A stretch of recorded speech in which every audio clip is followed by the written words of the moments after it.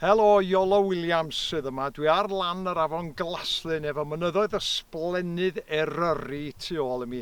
A hwn wrth gwrs dros 20 mlynedd bellach ydy cartra gweilch enwog y Glaslyn.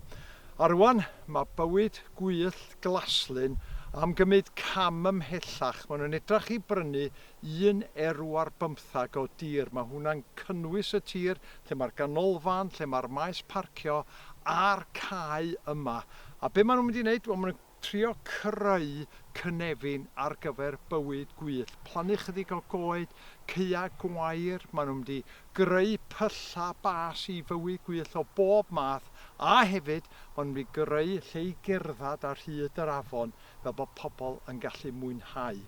Dwi'n gwybod bod amser yn anodd iawn yn ariannol ar llawer un ohonoch chi, ond os allwch chi rhoi please, rhowch yn hael. Mae hwn yn brosiect gwerth chweil. Diolch o galon i chi.